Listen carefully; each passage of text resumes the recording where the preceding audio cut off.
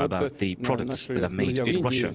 Our friends in India, the Prime Minister Modi, PM Modi की इज्जत है, उनके ह्यूमैनिटी का काम, वो इंडिया को जितना ऊपर लेके गए हैं और जो वो किसी का ढका छुपा नहीं है, उसमें तो हम रेगुलरली बात करते हैं। रशिया के प्रेसिडेंट पुतिन ने प्राइम मिनिस्टर ऑफ इंडिया की बहुत तारीफ की है और ये कहा है कि वो अपने कंट्री से प्यार करने वाले प्राइम मिनिस्टर हैं। Prime Minister Modi is a good friend of Russia as well. He presented an entire concept several years ago that was called Made in India, and they did achieve some very palpable results. America की तरफ से आज बात की गई है कि India जो है वो साउथ चाइना सी के अंदर अपना रोल प्ले करेगा। इस ईद पर खरीदार हो या व्यापारी, दोनों ही महंगाई से तंग हैं। रात गए तक सजी रहने वाली मंडियां बेरौनक क्यों हैं? इसकी जा रही है ना कि अमेरिका इंडिया को इस्तेमाल कर लेगा, उसने ये करेगा, नहीं ऐसा नहीं होगा, बल्कि मुझे तो ऐसा लग रहा है कि इंडिया अमेरिका को इस्तेमाल कर रहा है। इंडिया एक राइजिंग सिविलाइजेशन है। इंडियंस को अब अपने इंडियंस होने पे कॉन्फिडेंस आने लगा है, पहले नहीं था। हमें इंडियन होने की शर्मिंदगी का एहसास कहा जाता था, हमें ये कहा जाता था कि तुम राम राम मत बोलो क्योंकि सामने वाले को बुरा लगता है। रशिया के साथ ट्रेड करने पर पाबंदी के बावजूद भी इंडिया ने सबसे ज्यादा रिकॉर्ड तोड़ जो है वो तेल खरीदा है, खाम तेल खरीदा है रशिया से। और हमारा मुकाबला ही माशाल्लाह से इंडिया से ही है और बाकी दुनिया के मुकाबले जो है हमारे हुकूमत जो है वो क्रेडिट ले सकती है कि हमने उन्हें 10 दर्जे जो है ना मात दी है।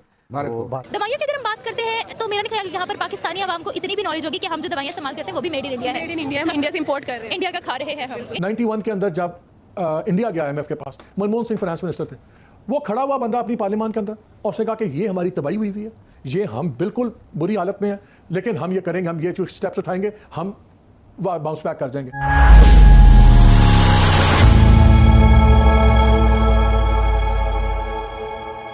नमस्कार दोस्तों, रूस के राष्ट्रपति व्लादिमीर पुतिन ने गुरुवार को प्रधानमंत्री नरेंद्र मोदी की जमकर तारीफ की है। उन्होंने पीएम मोदी को रूस का महान दोस्त बताया है। इसके अलावा उन्होंने पीएम मोदी के मेक इन इंडिया कॉन्सेप्ट की भी खूब सराहना की। पुतिन ने कहा कि भारत में हमारे महान दोस्त पीएम मोदी ने कुछ साल पहले मेक इन इंडिया का कॉन्सेप्ट लॉन्च किया था। इसका भारतीय अर्थव्यवस्था पर काफी गहरा प्रभाव पड़ा। आपको बता दें कि अमेरिका से लौटने के बाद पुतिन ने पीएम मोदी की तारीफ की है। अमेरिकी राष्ट्रपति जो बाइडेन ने भी प्रधानमंत्री मोदी को अपना महान दोस्त बताया था। कुछ दिन पहले पीएम मोदी अमेरिका से लौटे हैं। अमेरिकी यात्रा से पहले भी रूस ने भारत को अपना खास दोस्त बताया था। रूसी राजदूत ने कहा था कि भारत अब भी हमारा भरोसेमंद दोस्त है। ये यात्रा से हमारी दोस्ती पर कुछ खास असर नहीं पड़ेगा। हम भारत के साथ हर हाल में दोस्ती बरकरार रखेंगे। चलिए दोस्तों, इसी पर आगे पाकिस्तानी मीडिया के रिएक्शन देखते हैं। जैसे डॉक्टर जयशंकर कह रहे हैं, आप हमने भी बात की कि जी ये नहीं हो सकता कि दिन में जो है वो हम ट्रेड करें और रात में जो है वो टेरर हो रहा हो और इस तरह से रिलेशन नहीं बनेंगे। लेकिन सर क्रिकेट खेलने को तैयार है सर, एशिया कप में भी खेल रहे हैं और वर्ल्ड कप में भी खेल रहे हैं सर। वो भी तो दिन और रात, खैर दोनों टाइम ही होता है क्रिकेट। तो आपको पता है लाइटें शेटें लगा के बड़ा जबरदस्त स्टेडियम बनाया है मोदी जी के नाम का, तो या नाम चेंज किया गया है उसमें। हमें बताया जा रहा है 2 दिन से कि जी उसमें 1.5 लाख लोग बैठ सकते हैं। तो सर अगर आप क्रिकेट खेल सकते हैं दिन में भी और रात में भी, तो सर फिर ट्रेड के वक्त क्यों डॉक्टर जयशंकर इस तरह की अजीब अजीब बातें कर रहे हैं? नहीं, मैं आपसे थोड़ा सा डिसएग्री करूंगा। हम क्रिकेट नहीं खेल रहे, हम टूर्नामेंट खेल रहे हैं ICC स्पॉन्सर्ड। ऐसे तो बिलावल भुट्टो साहब गोवा आए थे अभी, तो उनसे तो बातचीत हुई थी, हाथ मिलाया गया था, नमस्कारी हुई थी, सब कुछ हुआ था, दुआ सलाम हुआ था।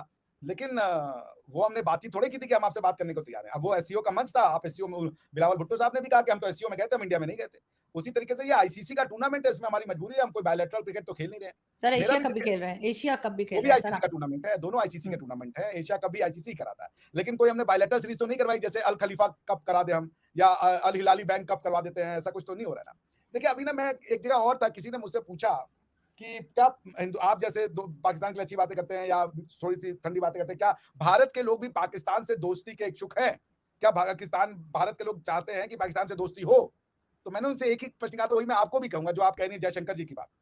यदि पाकिस्तान आरजू काजमी जी हैं, फकर यूसुफजई साहब हैं, शोएब चौधरी जैसे बच्चे हैं, ये जो और ये मैं इनके शो में करता हूँ, मैं भी उनके साथ था, डॉक्टर हुड बॉय साहब के साथ रिवाजी के उसमें, ये जो आप जैसे लोग हैं, तो हम तो एक है, हम तो आपसे दोस्ती के ख्वाहिशमंद नहीं है, बल्कि हम तो चाहते यही हमारी वो। लेकिन यदि पाकिस्तान हाफिज सईद है, लखीउर जमान लखवी है, उससे तो दोस्ती नहीं हो सकती ना। हम किससे दोस्ती करें? हम आरजू जी के गले लगना चाहते हैं, लेकिन क्या हमें लखवी के गले लगा रहे हैं? लेकिन सर देखिए, वो पाकिस्तान की स्टेट तो नहीं है ना, वो बस प्रेसिडेंट, प्राइम मिनिस्टर या आर्मी चीफ तो नहीं है ना हाफिज सईद या मसूद अजहर, वो मुल्क तो नहीं चला रहे। नहीं, बिल्कुल चला रहे हैं।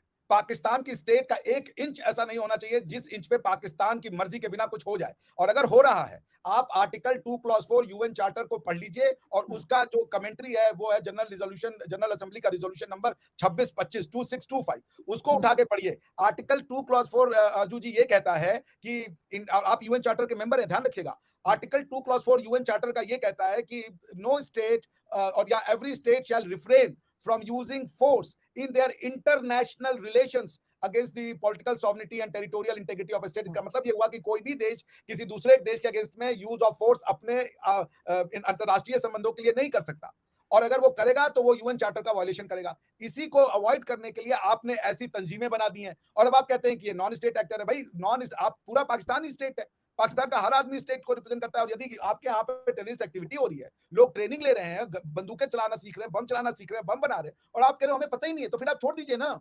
फिर क्यों आप अपने आप को सॉवरेन स्टेट कह रहे हो? फिर वो स्टेट को सरेंडर कीजिए, हम चला लेंगे उसको एज अ क्लाइंट स्टेट, या यूएन को दे दीजिए, आप यूएन चला लेगा आपको। अगर आप स्टेट नहीं बन सकते, अगर आप बच्चे नहीं पाल सकते, तो माँ बाप होने का तो दम मत बनिए ना कि हम माँ बाप है। बच्चों का अगर खाना नहीं खिला सकते तो वो माँ बाप किस काम के? कि बाप सोए पड़ा है और बच्चे जाके भीख मांगे, तो ठीक नहीं है। तो आप 2625 में ये लिखा है कि यदि कोई स्टेट अपनी भूमि पे होने वाले किसी भी हिस्से में कोई ऐसी एक्टिविटी हो रहा है जिससे दूसरे देश को परेशानी होगी या दूसरे देश में यूज ऑफ फोर्स करेंगे, तो उसकी रिस्पॉन्सिबिलिटी उसी देश की होगी। एक्सपर्ट्स ये कह रहे हैं कि इस वक्त अमेरिका ये चाहता है रोल जो साउथ चाइना सी है वहाँ पर बढ़े। ऐसे रीजन्स जहाँ पर हम देखते हैं कि चाइना का इन्फ्लुएंस है या वो उस बढ़ता हुआ नजर आता है, तो वहाँ पर अमेरिका ये चाहता है कि वहाँ पर इंडिया का रोल बढ़े।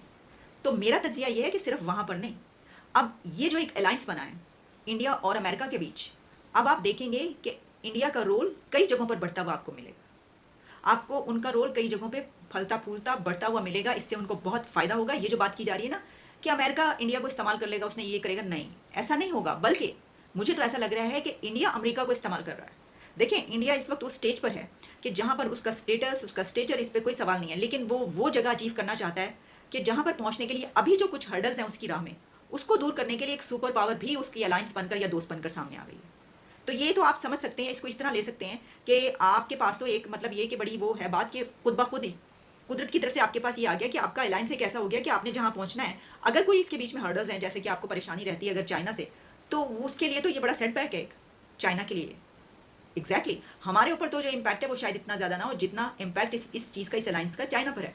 तो जहाँ इंडिया ने अपना ये टारगेट अचीव किया कि वो चाइना को अब ये दिखा दिया उसने कि चलो ठीक है अब देख लो, तो उसमें जहाँ ये बात की जा रही है वो मैं मैं उसको देखूंगी और उस पर भी हम अलग से बात कर लेंगे। लेकिन मैंने ये जो बात मैं करी हूँ उसमें यही कही गई है कि इस रीजन में और साउथ चाइना सी में यहाँ पर अमेरिका ये चाहता है कि चाइना को पीछे धकेलने के लिए अब इंडिया का इन्फ्लुएंस बढ़े।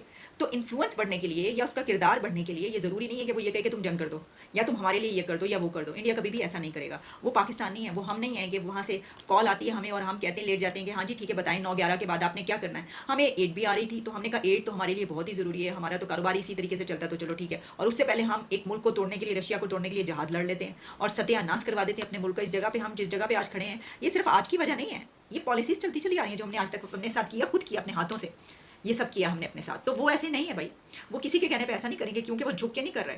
वो तो जितने बड़े बड़े जहाज़ों के 500-500 जहाज़ वो खरीद रहे हैं उन लोगों से, उनको तो उनकी इकॉनमी से ही बड़ा फायदा है। वो कहेंगे भाई कुछ ना करो, बस ये जो है बिजनेस, क्योंकि इस वक्त हम जानते हैं जो अमेरिका की इकॉनमी, जो यूरोपियन कंट्रीज़ की इकॉनमी है वो बड़ी इस वक्त डाउन जा रही है, उनको बड़ी मुश्किलात का सामना है, ठीक है ना। तो इस वक्त हम देख रहे हैं कि एक ऐसा कंट्री उनके साथ है तो उनको तो वैसे भी अपने बड़े फायदे बिजनेस में मिल रहे हैं। और आज की दुनिया का जो फायदा है वो बिजनेस का फायदा ही, दरअसल सब कुछ फायदा है। 91 के अंदर जब इंडिया गया IMF के पास, मनमोहन सिंह फाइनेंस मिनिस्टर थे, वो खड़ा हुआ बंदा अपनी पार्लियामान के अंदर और उसने कहा कि ये हमारी तबाही हुई है, ये हम बिल्कुल बुरी हालत में हैं, लेकिन हम ये करेंगे, हम ये जो स्टेप्स उठाएंगे, हम बाउंस बैक कर जाएंगे।